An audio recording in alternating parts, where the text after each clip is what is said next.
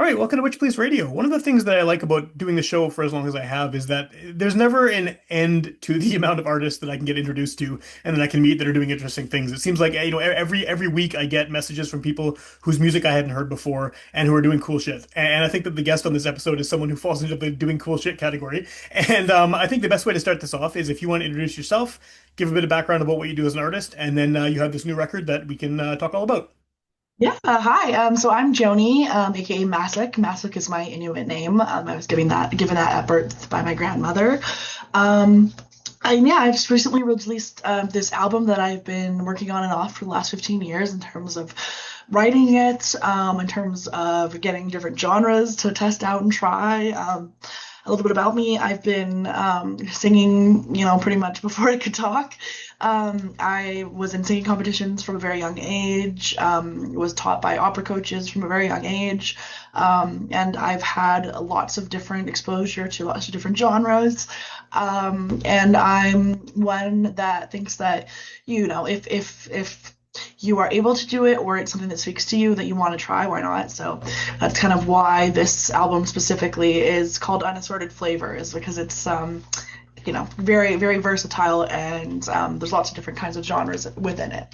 And that kind of, covers one of the questions I like to ask people right off the top, is sort of how do you define the music you play? And I mean, this record, I think part of the reason I was interested in finding out more about it is because it covers so much ground. I mean, there could be one song that's very electronic sounding. There's another one that could almost be grunge sounding. There's a folk thing. It seems like you're really all over the place. And that what you said right at the beginning about having spent 15 years on this, that almost makes a bit of sense that you've been sort of trying out all these different styles over that long period of time. So I guess like the obvious question then is why release this now? If you've been working on these songs for such a lengthy amount of time, what made you want to sort of put this out in the world now?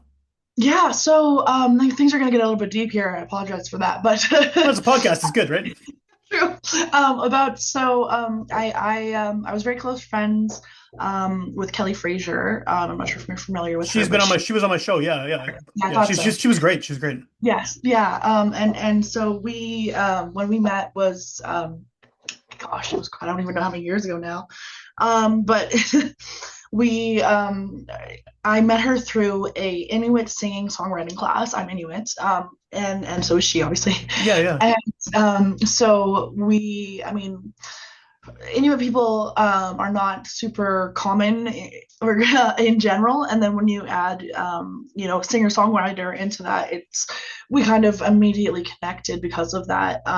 And so I went to her class and learned how to write in Inuktitut, and we that night we ended up hanging out, and I don't think we stopped for a week. And in that time she became very aware that I wanted to create music, and I was always a huge fan of hers, which is how I found out about the class. Yeah.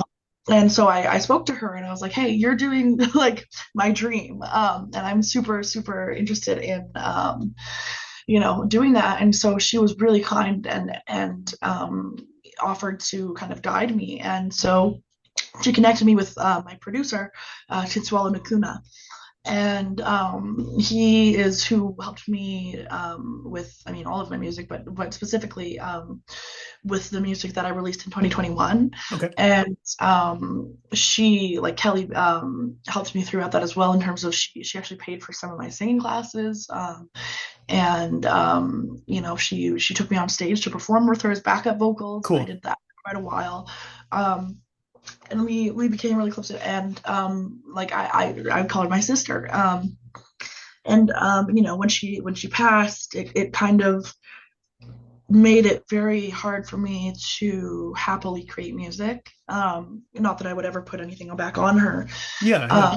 uh, but it just became painful in a way that was indescribable. So I kind of spent the last 4 years, 5 years, I guess now, recovering from that, and working on being okay with with releasing music and doing music again, in a way that I know that she would be proud of, Yeah, and she really, I mean, she always wanted me to do this. That's why she paid for my singing lessons and everything. So that's a little bit of why it took me a while to get to releasing this music, even though even when Kelly and I were together, I was working on this music, and like you know, I have timestamps from everything, and yeah, so it just took a little bit longer because of that. But I also think that that adds a little bit of you know, power to it, in that sure. yeah, I feel like she's very much behind me in that now. Like she's very much with me in this, and yeah, so that's that's why it took a little bit longer. No, that's, I mean, that as far as reasons to take a long time, I think that's a very good one, is to have sort of that inspiration from someone who obviously meant a lot to you. And I didn't know Kelly very well. I hung out with her one time when we recorded an interview. We drove around in her car and I was talking to Yeah, her as we were driving, and she was great. And we yeah, interacted a few more times on social media after that. But yeah, definitely like a huge loss for the music scene yes, in general, right? I mean, she was yeah, like a super creative person. And it's absolutely. very cool to hear that you had that kind of relationship with her, and that inspiration sort of continues in what you're doing now. Thank you. Thank you. So, I mean, that's sort of the backstory about why this has taken the time it's taken. But I Yes. mean, did you always intend on sort of being this nebulous genre-wise? Like, was that always sort of the idea that you didn't want to be pigeonholed into one thing, or is this just, Yeah, I think that is what it is. That's a good way to look at it, because it was like when even when Jane Swallow and I released Duality and The River, I still to this day do not know what genre to put those songs under. So I've never had like a set genre in mind. I always just kind of was like, well, if it sounds good, I'm gonna do it. right? So I like to think that that's probably what sets me a little bit apart. Is that I don't think I don't foresee being locked into a specific genre or style, necessarily. Maybe as time goes on, I'll, you know, figure out what I really enjoy doing more. But right now, I'm kind of just open and willing to try whatever. For sure, for sure. And I mean, that's obviously a good thing, I think, having that sort of diversity of sound. But do you ever worry that that maybe makes you sort of difficult for people to, because people like putting artists in boxes, right? They like to have something filed away in a record store or on a shelf or whatever. Like, they like to have these categories. Did you ever worry that that might sort of be problematic for you as far as getting your Do stuff out there? Yeah, I did a little bit of her, like when I first was looking at the album, and even when I was going through it, and there's, I mean, I'm sure you know, with releasing music, you have to put specific genres in, Yeah, and I was like, I don't know. Like I was like, I guess alternative, because that's kind of the overall. But I don't really, because of that, I didn't really know exactly what that would look like, and I was a little bit worried about, like, you know, if I really ended up wanting to connect with a certain genre, if that would get in my way. But again, because it's my vision of it is like you're just kind of listening to Spotify, and then a random song comes on and you're like, oh, I right. vibe with this. And then you look into the artist and you're like, okay, they're kind of all over the place, but I I like this style, and like maybe if I get enough inputs on what that looks like, I kind of know what the general consensus of what is wanted it looks like as well. But again, I'm not super dead set on a certain genre, or so worried that I'm gonna not do it in the way that that feels good to do. Right, right. Well, and I think again that's probably a good way to do anything creative in general. Is just do what feels good for you and what you feel sort of comes naturally, right? What I guess maybe this is a I guess I'm trying to pigeonhole you a little bit here, but like what is your background as far as a music listener? Like what kind Yeah. of stuff did you come up listening to that may or may not have sort of bled through into what you do creatively? Yeah, so that's probably why I'm so when you look at it that way. So I come from a family from it's I had five older siblings growing up, Okay, all of which had very different music styles. And you know, my sister was 14 years older than me. She was into you know, the Destiny's Child and sync, and like all of the kind of more pop alternative. But then my brother passed when I was 10. He's the one who taught me like how to sing okay, on guitar and that kind of thing. And he was very like I would classify him as uh like Red Hot Chili Peppers, like the Arctic Monkeys, like Sure. kind of within that vein of things. My brother Simon, he was very, very into heavy metal for most of my life, and rap at certain points. My brother Tom, so into rap, like No Diggity, just played on repeat all day, every day. And so yeah, I grew up listening to all these musics, and I don't think that I ever was like, I don't like that. Like the only music that I've ever really not liked, so I'll be completely honest with you, is like really twangy, like really poppy country. That's just not my style. But Sure. but but outside of that, I'm pretty open as a result, and I love that I've been able to kind of play with each genre a little bit and train my voice to be able to do so many different genres because I haven't been afraid of one specific one or more drawn to a specific one. Yeah, no, that makes sense for sure. For sure. Have these songs, I mean, some of them obviously have been written a long time ago, and have they sort of morphed over time? Or the versions that Yeah. people are hearing on this record, are they sort of the birthed from your brain initially? Or I assume they've gone through changes, right? Some of them are like quite literally like I could play the raw file and it would sound pretty much identical, Cool. even though it was written, however long ago. But some of them, yeah, definitely like one of the great things about To Swallow was when before because he did end up moving back to Africa, which is why I'm currently producerless. Okay. Uh, but he gifted me all of the music that we'd been working on beforehand, and so I'm able to keep that music and use that as like a base. So a lot of times, what I'll do is have the music playing and like do my own thing in terms of the lyrics and in terms of the what comes to mind, what cadence of the sound and everything, in terms of my vocals is, and play with a couple different versions of that, and then just choose whichever version I end up liking the most.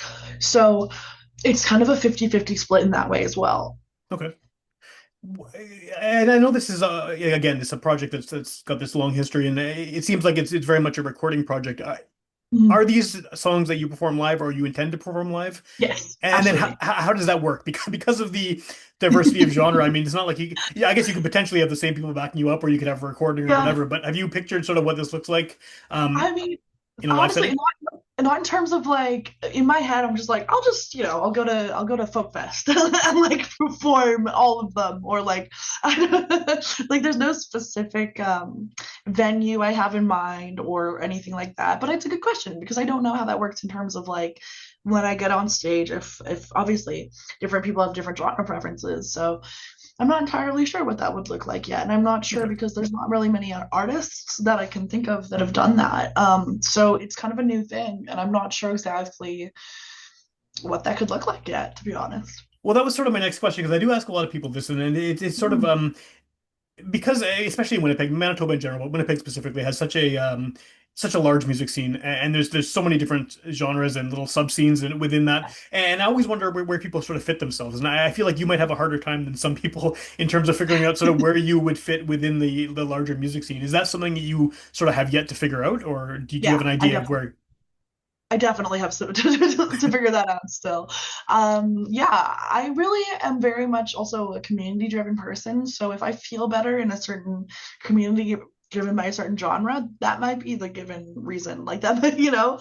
So it's to be seen. I'm curious as well what that will look like. I absolutely want to perform live. I've loved it. I mean, I like I said, I grew up competing. I grew Yeah, up on the stage, and I love it. I did have like severely bad social stage frights for a long time, but I think I'm past that. that's So good. Yeah. yeah, I'd love to be on stage if I can. That is how I picture it. That is how I picture it going. But I'm not entirely sure yet exactly what that looks like. At the time we're recording this record is fairly new because this is a Yeah. podcast that apparently I can't stop recording and I will do for the perpetual as long as I'm out. I don't know how long, but a long time. What's the reception been to this record now? I mean, that might change obviously once you start playing live Yeah. shows and things like that. But now that you have this, you put this out online, people have heard it. Yeah. What kind of response have you got? Really great. I mean, especially like from obviously my friends, but Yeah, the yeah. the general, like I have gotten even there's somebody I got an email from today that wants to do they want to put me on their release of it's hype something, I can't remember Okay. exactly. But yeah, like I'm getting a lot of some things are moving, and I'm seeing that there's lots of repeat listens, which is a good sign because you can see certain stats Yeah, like yeah. from Spotify artists, and it looks like people are listening to my songs on average about 14 times per song, Well, that's good. and Yeah, yeah. I think that's good. I don't know, I have no gauge, but I think that's good. And so I think it's going well. I think that the more that it's kind of pushed outside of just my general bubble and the people that I know, that it'll get even maybe bigger and well received. I have a good feeling about it. I tend to be a vibes person, and I feel like it's going to be bigger. That's a good confidence to have for sure. Does Yeah. this now that this is out in the world? I mean, again, considering the history of these songs and sort of what what inspired them and everything like that, do you feel good about sort of how this project ended up? Do you feel like you've accomplished what you were setting out to accomplish? And do you think that it's been a success? From your personal perspective. Yeah, yeah, I think so. Like, one of the things to know is like because I mean, like I said, my producer did move back to Africa, so I didn't have him to record with and to help, and so all of this stuff I was doing in my bedroom at my parents' Oh, place cool. with like with my podcast mic and I mean that's about it.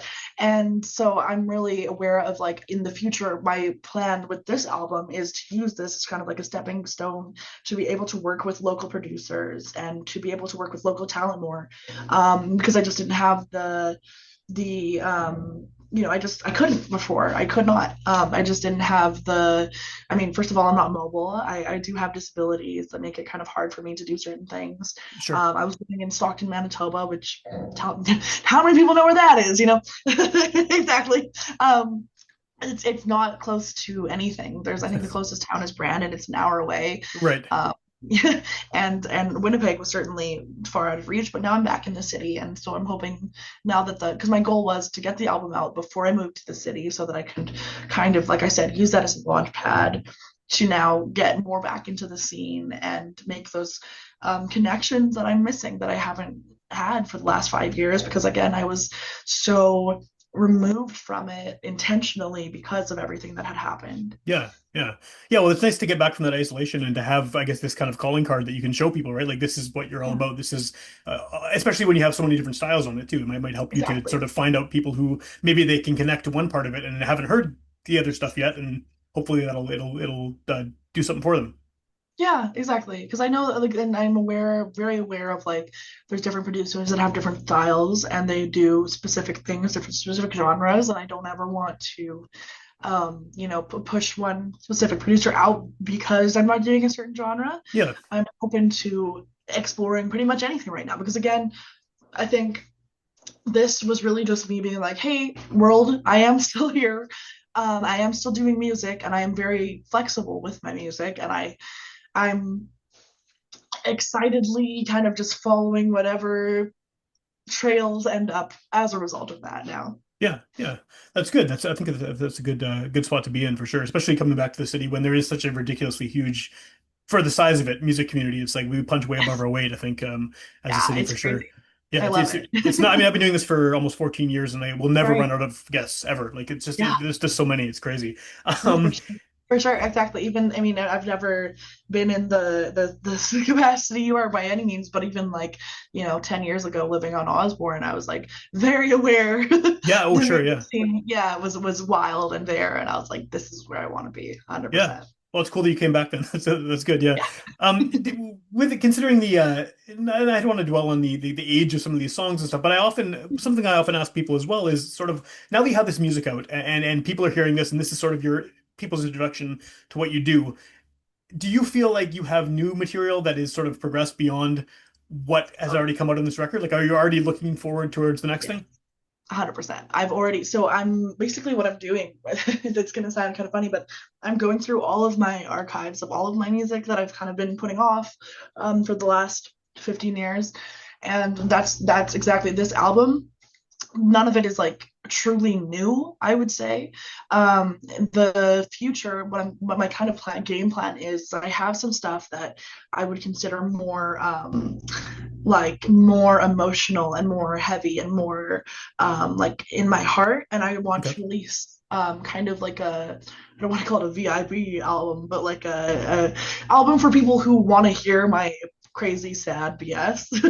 um, and then and then also release kind of the last little trails of what I've been working on in the past, and then Okay. start anew and like fully be able to focus on new sounds and new vibes. But I again want to kind of have the right framework in place for that. When I get to that portion, I want to be able to, you know, work with my local Winnipeg people and be like, okay, this is the new sound. This is what we want to work on. Like, what are we feeling? What are we vibing? And go from there. I want it to be very interactive and like intentional. Cool. And since most people, I think a lot of listeners might be in the same place I am, where you're new to them, and your Yeah. music is new to them, and they're hearing maybe for the first time on this podcast. What's the best way to find out what you're doing? And again, you know, if someone's listening the day this comes out, or they're listening 5 years from now, I mean, by then maybe you have a bunch of new albums out. Who knows, right? But what Yeah. where would you direct someone if they want to check out what you're doing, and also find out sort of what you're up to as far as potential shows and on the horizon and things like that? I would say follow my Instagram. It's Joni Masak, JonieMasak. It's pretty much the only place. I get very overwhelmed very easily because of the disability. I have ADHD and a nonverbal learning disorder. I'm very open about these Okay, things. okay. Yeah. So, but so it makes it kind of overwhelming to be in multiple spaces at one time. So yeah, I would say sticking to my Instagram and kind of being on that is the best way. Okay. And I'll link to that in the show notes too, so people can find that. And then like you know, obviously this like we said, this record has just come out at the time we're recording this. Do you have Yeah. anything planned for the relatively near future, whether it's in terms of promoting this record or anything new coming up? Nothing crazy yet. I want to promote. I do have a kind of semi strategy in mind because I came from the business world. Like I was an admin for most of my adult life, and I did a lot of marketing for the companies that I ended up working for. I also like learned a little bit about it in terms of promoting my own business when I was doing that more than anything. And so I want to try to see if I can leverage those skills into social media. But honestly, knowing me and knowing my skills and capacities, I'll probably end up reaching out to local, you know, social people and see what they recommend and go from there. Well, I think there's enough of them here too. I mean, that's part of this whole ecosystem in Winnipeg is that there's people doing every side of the music business, Exactly. whether it's, you know, actually performing or writing music or doing what I'm doing or promoting things. Yeah. There's enough. You'll it's hard to not find someone doing something Yeah. relevant. Exactly. So, yeah, that's cool. And so, what's you know, now that you're in Winnipeg and like you said you were here before, you Yeah. were kind of isolated for a while, now you come back. Do you have you been sort of keeping up on what's going on with the local music scene? Have you been other artists that you've sort of continued listening to from that time, or are you just sort of jumping into this new again and sort of what's here in 2026 kind of thing? I'm kind of jumping in on new again. Like I have the people that I kind of leaned into in terms of keeping me updated with the music scene. Like Jill, I don't know if you know her at all. She was in a bunch of different bands. She keeps going back and forth, but she does hair mostly. She's very well known in the music scene. I'm trying to think of her name. She's been on my show in a few bands. Yep. You know her, Yep. yeah, you know. So yeah, Jill. Jill is my hairstylist and has been for the last almost 10 years. Cool. Um, and we're like, so anytime that I like really get, I just a friend of mine, we're very close. So anytime that I'm like curious where the current music scene is, I'll usually creep on Jill's Instagram and be like, what are you doing? What's going on? But other than that, no, I am really just jumping in fresh again. And that's what I mean about like re-establishing my roots and kind of figuring out what the local music scene is like nowadays because it's been a while since I've been in it. And like, yeah, for sure. And then there's new bands every week. I mean, it's Yeah. ridiculous. So, yeah, I know you mentioned a few times earlier Spotify. Where would you recommend people to check out your music? I mean, I know there's so many options nowadays. I'm definitely like old and set in my ways, and I don't do streaming, but most people do. Where would you direct someone to hear the actual record?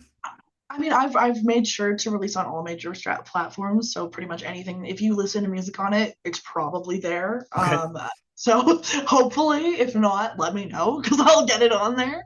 But yeah, like even Deezer, or even the weird ones, kind of Tidal, the lesser knowns. But yeah, Spotify, Apple Music, YouTube Music, all of those are an option. I think I've released on pretty much everything. cool, cool.